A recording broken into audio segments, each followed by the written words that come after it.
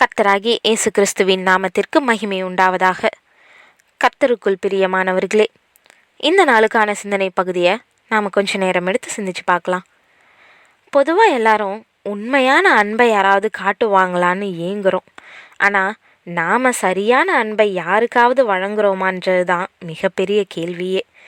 தேவ அன்பு மட்டும்தான் நிலையானது, நிஜமானதுன்றதை யாரும் மறுக்க முடியாது. ஆனால் அந்த அன்பை அவர் காட்டுறதுக்கு ஏற்ற பாத்திரமாக மனுஷனை தான் அதிகமாக பயன்படுத்த விரும்புகிறாருன்றதை நாம் அறியணும். கிறிஸ்தவத்தினுடைய அடிப்படையே அன்பு தான். ஆனால் கிறிஸ்தவர்னு சொல்லக்கூடிய நமக்குள்ள அந்த அன்பு தணிந்து விட்ட காலத்தில் நாம் இருக்கிறோம். எங்கே பார்த்தாலும் சுயநலம், சுயலாபம்ன்ட்டு மனிதாபிமானமற்ற மனுஷங்க மத்தியில் அன்பையே கொண்டவங்களா தேவன் நம்மளை உருவாக்க நினைக்கிறாரு. அவர் நமக்குள்ள அந்த அன்பை ஊற்றி இருக்கிறாரு. அன்புக்காக நீங்களும் நானும் ஏங்கலாம்.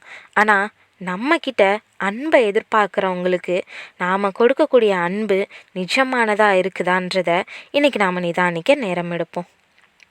ஒரு கணவரும் அவருடைய மனைவியும் ஒருத்தர் மேல் ஒருத்தர் அலாதி நேசம் வச்சுருந்தாங்க. வேலையின் நிமித்தமாக கணவர் தூர தேசத்துக்கு போகிறது அவசியமாக இருந்துச்சு. அவர் திரும்பி வரத்துக்கு ரொம்ப காலம் ஆயிடுச்சு. இந்த இடைப்பட்ட காலத்தில் மனைவிக்கு தோல்வியாதி வந்து அவங்களுடைய அழகான தோற்றம் சீரழிஞ்சு போச்சு. அவங்களுக்கு என்னுடைய கணவர் என்னை எப்படி ஏற்றுக்குவாருன்ற பதட்டம் தான் மேலோங்கி இருந்துச்சு. கணவர் திரும்பி வர வேண்டிய நேரமும் வந்துச்சு. ஆனால் அவர் வந்தப்போ ஏதோ ஒரு விபத்தில் கண் பார்வை இழந்தவராக வந்து சேர்ந்தார். தன்னுடைய கணவருடைய பலவீனம் குறித்து அவங்க வருத்தப்பட்டாலும் தன்னுடைய குறைபாடு அவருக்கு தெரிய வாய்ப்பில்லைன்னு தன்னை தேத்திக்கிட்டாங்க. கொஞ்ச காலத்தில் அந்த மனைவி மரணம் அடைய நேரிட்டுச்சு. அவங்களுடைய பிரிவை தாங்க முடியாமல் ரொம்பவே வருந்தி போனார். ஆனால் சில நாட்களில் அவராக நடந்து போயிட்டுருக்கிறத எல்லாரும் பார்த்து ரொம்பவே ஆச்சரியப்பட்டாங்க. இது எப்படி நடந்துச்சுன்னு மற்றவங்க எல்லாரும் அவரை பார்த்து கேட்டப்போ, என்னுடைய மனைவி ஒருவித தோல்வியாதியினால் தன்னுடைய தோற்றத்தை இழந்துட்டாங்கன்னு நான் கேள்விப்பட்டேன். நிச்சயமாக அந்த சூழலில் நான் அவங்கள பார்க்க அவங்க விரும்ப மாட்டாங்கன்னு எனக்கு தெரியும். அதனால் அவங்களுடைய மனசு நோகாமல் இருக்கிறதுக்காக நான் கண்ணு தெரியாதவன் போல் நடித்தேன். ஆனால் உண்மையிலேயே எனக்கு கண்ணில் எந்த குறையும் கிடையாதுன்ட்டு எல்லாருக்கிட்டேயும் சொன்னார். பிரியமானவர்களே, இந்த உதாரணம் உங்களுக்கு ஆச்சரியமாக இருக்குதா? இப்படிப்பட்ட அன்பு உடையவங்க இந்த உலகத்தில் உண்டான்ற கேள்வி உங்களுக்கு இருக்குன்னா நீங்கள் சரியாக தான் கேட்குறீங்க. ஆமாங்க, இந்த உலகத்தில் அழகு, அந்தஸ்து, ஆஸ்தி, படிப்பு இது எல்லாம் இருக்கிறவங்க கிட்ட அன்பு காட்ட கோடி பேர் இருக்கிறாங்க. ஆனால் எல்லாம் இழந்தவங்க கிட்ட அன்பு செலுத்த இங்கே யாருமே இல்லை.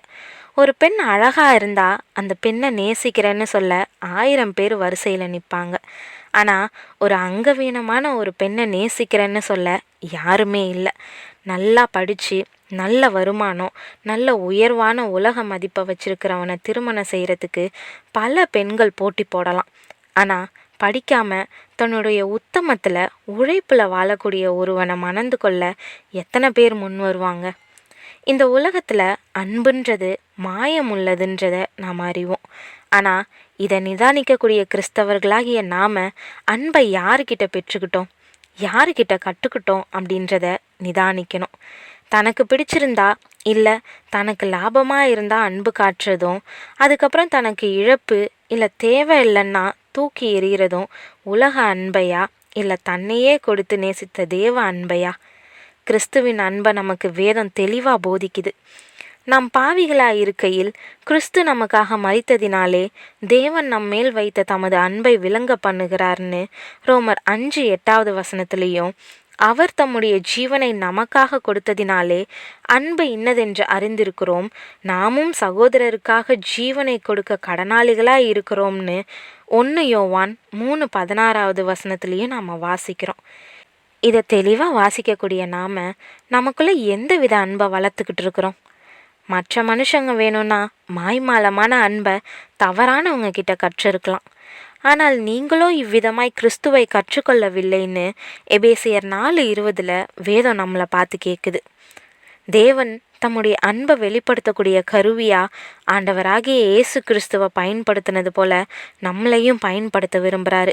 ஆனால் நாம் சுயநலமா இல்லை மாய்மாலமாக வாழ்வோன்னா அவர் காட்டிய அன்புக்கு அர்த்தமே இல்லாமல் போயிடும். அன்பானவர்களே, இன்றைக்கே நம்மளுடைய உள்ளத்தில் இருக்கக்கூடிய அன்பை ஆய்வு செஞ்சு பார்ப்போம். நாம் அவருடைய குமாரனாகிய இயேசு கிறிஸ்துவின் நாமத்தின் மேல் விசுவாசமாயிருந்து அவர் நமக்கு கட்டளையிட்டபடி ஒருவரில் ஒருவர் அன்பாய் இருக்க வேண்டும் என்பதே அவருடைய கற்பனையாக இருக்கிறதுன்னு வேதம் நமக்கு கட்டளையிட்டு இருக்கிறத இன்னைக்கு உணர்ந்தவங்களா நம்மளுடைய அன்பை ஆய்வு செஞ்சு பார்ப்போம். இனி வரும் நாட்களில் உங்கள் அன்பு மாயமற்றதாக இருப்பதாக. தேவன் தாமே கிருபையும் தயையும் செய்வாராக. ஆமேன்.